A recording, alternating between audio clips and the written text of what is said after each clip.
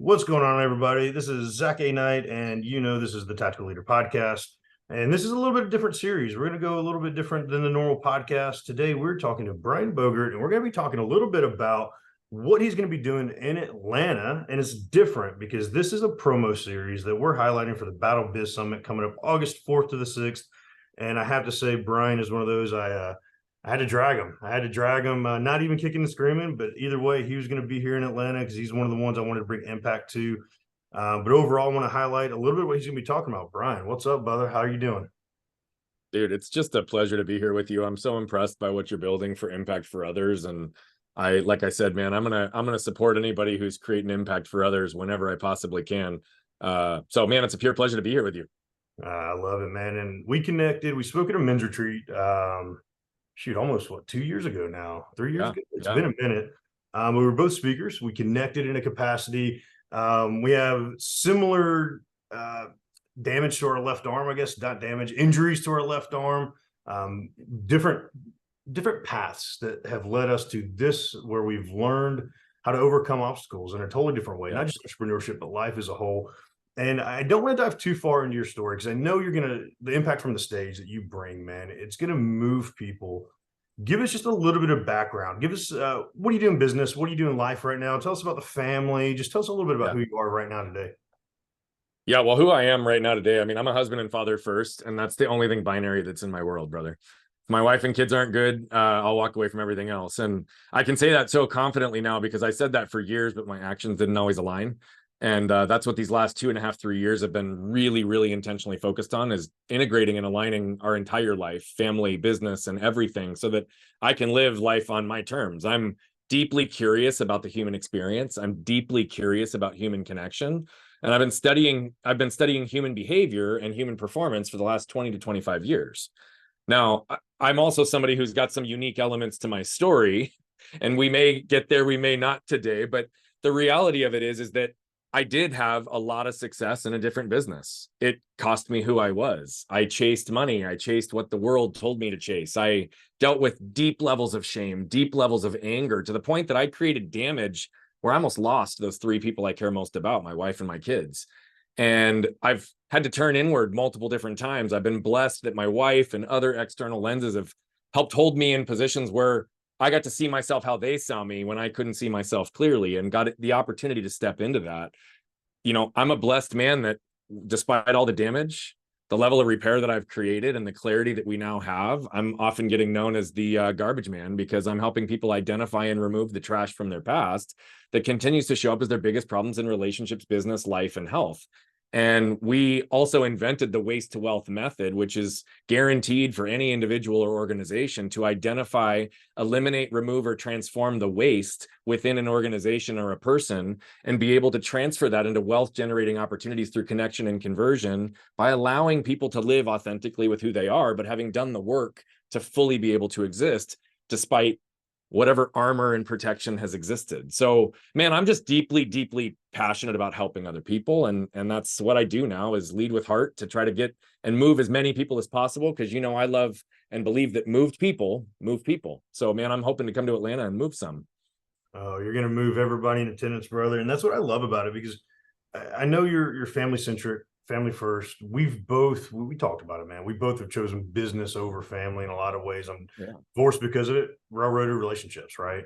And it's something that when we talk about tactics in business and life, you've been on the podcast before on a normal episode when we talked about tactics. And one thing that we talked about, but I recognized fully, is if the personal life is effed up, the business life, and vice versa. If one's bad, the other's bad, and it feeds into each other so much. And we both, you know better than anybody how all the head trash I came in with when we first met, right? Yeah. Let's talk a little bit about the things you've overcome. Let's circle back to your childhood. Yeah. Don't go too far into the full story because I want to save some of that. But tell us a little bit of what have you overcome in life as you've grown up and grown into business? Yeah, I'll definitely save some of the details for stage, but I'll hit the high points. Look, when I was 7, I was run over by a truck and my left arm was torn from my body, right? So if anybody who's watching the video can see it right now. Anybody who's coming to the event will see it in person on stage. I know that I've got an extremely unique story. That's something that I learned very, very early, but the more I've told it over the last 25 to 31 years, on stages and in communities, the more I've realized that every single one of you has a unique story. What's important is that you learn how to pause and become aware of the lessons you can extract from those stories so that you can become intentional in how you apply them moving forward in your own life. We also all have the ability to tap into the collective wisdom of other people's stories. So I'm going to hit the high points of some of the key lessons that I learned. But to give you some context around this, what's interesting is I believed for a long time that this was my transformation story. This was the story that was going to make me, right? And by the way, it's also the story I'm known most for. But what I didn't realize for many, many, many years is that it's actually a story that created a bunch of trash, and a bunch of trash that I decided that every time I was going to push through, I was pushing it down and started to ignore that it was even there. Okay. I realized a variety of things, and I'll again hit the highest of high points. Very early, I learned what it was like for people not to believe my own truth, because most people didn't believe my own story and would have to validate or confirm with my parents. Most every single person started to view me through their lens of what they'd be capable of in my situation. Neither one of those made me feel seen or understood. Neither one of those made me feel connected, right? And so what did that do? That meant I protected myself, and I didn't even know it, right? But how many people have sat here and have not felt seen and understood in some capacity of their life? They've done something, they've created actions that people are all of a sudden feeling like, oh man, my intent's never understood. Nobody sees me, understands me. I can't seem to connect. Guess what? It's because of the trash, right? I was fortunate, and it's going to sound funny when I say this, but at 20, I re-broke my left arm in a snowboarding injury. I almost lost it again. Went 10 months with it hanging by my side, went into a really, really deep, dark place. But here's what it really told me. Mental toughness and mindset were one of the things that I was told I needed most. It's what I did. But I protected myself with an intellectual narrative. And again, I won't give all the details of that, but that's what I realized, is that now all of a sudden I've buried all these things. The world showed me to show up, put a smile on, not feel it, not move through it, not do, right? Just be okay and just show up and deliver at a high level. Like that was the narrative that I got. And so as I lived my life that way, now all of a sudden I found myself completely disconnected and alone, right? And no model for understanding what healthy relationships and healthy connection could look like. So that's why I chased all the what. We built a $10 million business. I woke up at 27 years old and realized I had all the what's, but it cost me who I was. And that's when I sought out to hire my first coach. And that's when I've been on now unpacking for the last 10 to 12 years. But truly, it wasn't until I was 32 that I really understood the value of emotion. I'll not unpack that whole story, but I had a moment with my daughter that caused me to feel in a way that I never had, which all of a sudden led me to believe that vulnerability and authenticity, which I believed were the glue that bound human connection without emotion isn't really human connection, right? And so all of these pieces started to come together, where all of a sudden I was starting to understand the intellectual and emotional narratives that were being hardwired into me, those things that were causing me to react, to shrink, to shut myself down, to play small, to not live in alignment with who I am, to say yes to too many things, even though I knew I didn't have the capacity, right? And would get just taken advantage of because of my lack of boundaries, because I was so armored and protected. And so today I'm now in a position where I've done a lot of deep work, almost lost everything I cared about with my wife and my kids, which ironically was less than a year after I sold my other business that we'd scaled to 15 million for the sole purpose of helping people discover who they are. And I almost lost my wife and my kids within a year. So we've now reversed generational patterns in our household. We've literally traced the lineage of this back 3 generations. And to your point, it's never about the systems. It's never about the strategies. It's never about the tactics. I've worked with some of the highest performers in the world, added multiple 7, 8, 9 figures to organizations by just simply helping their leader or set of leaders understand that they're contributing and burying their teams and their trash from their past that has nothing to do with the business right in front of them. And all of a sudden, we get to live a more connected life. But that's some of the high points, but I've done the work. I've had to unpack anger. I've had to reverse some of these pieces. I've had to really go deeply inside. And so everything we teach is a byproduct of frameworks that didn't exist when I was trying to find a path through my own crap. And so we had to create a different way of viewing ourselves to allow people to access it, so that it's not so scary. It's not so overwhelming. And we don't have to avoid looking inward, because it's the greatest gift we can find. And that's a big piece that I think is like best way I can put it is a turning point, right? I had that moment myself, and I wrote a book about it, right? Wrote a book about looking in the mirror, looking inside, recognizing the lack of love I had for myself, and falling in love with myself again, right? And that fed so far into every relationship, friends, family, spouses, business, right? And that's what so many people don't recognize, is that really does, essentially for me, ended up being self-sabotage, right? I was self-sabotaging and avoiding all of that because I didn't want to unpack it. I didn't want to deal with that struggle, that pain. And I think it's such an impactful thing to talk about, have that vulnerability of not necessarily what happened to you, but what was the fallout of what happened to you. Oh yeah. Right? And that's the hard stuff to talk about. So knowing your story goes there.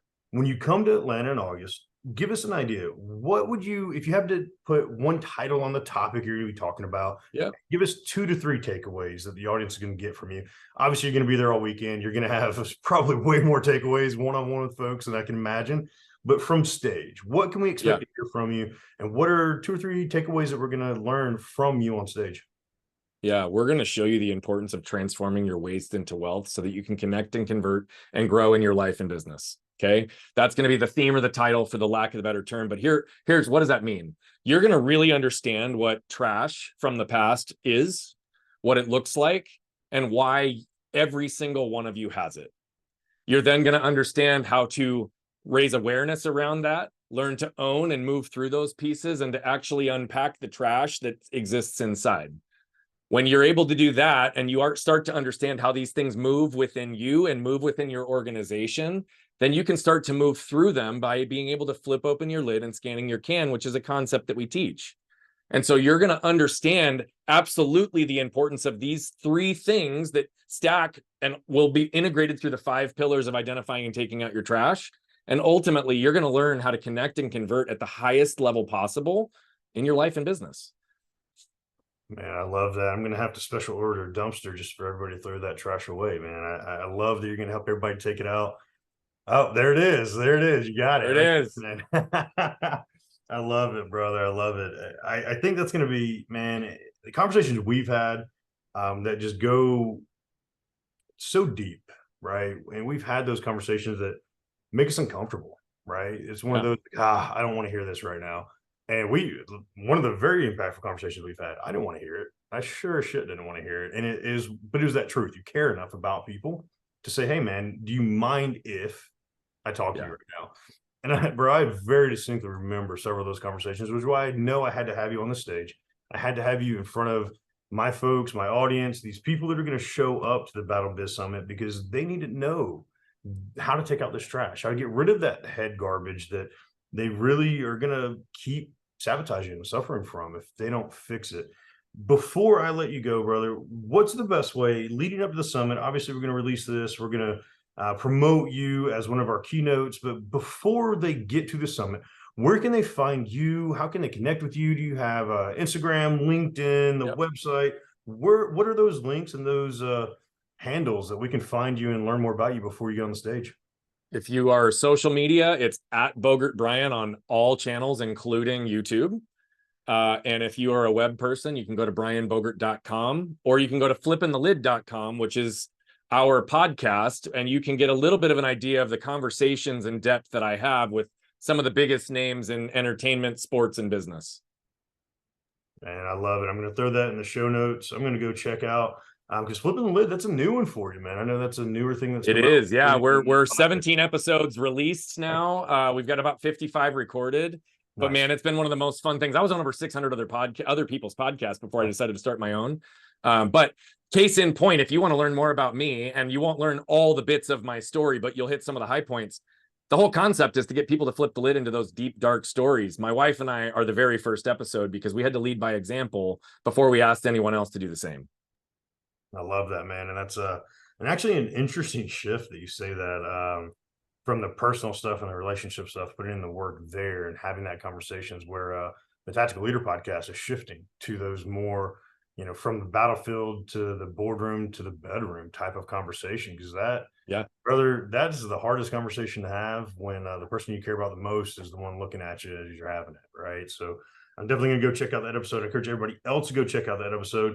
But be sure, grab your ticket, come meet Brian in person. I'm dragging his butt over to Atlanta, and we're going to hear some amazing things from him and spend an amazing weekend together. Brian, I appreciate you, brother, and I cannot wait to see you in August. Can't wait to help everyone be able to flip open their lids, brother. It's going to be a lot of fun.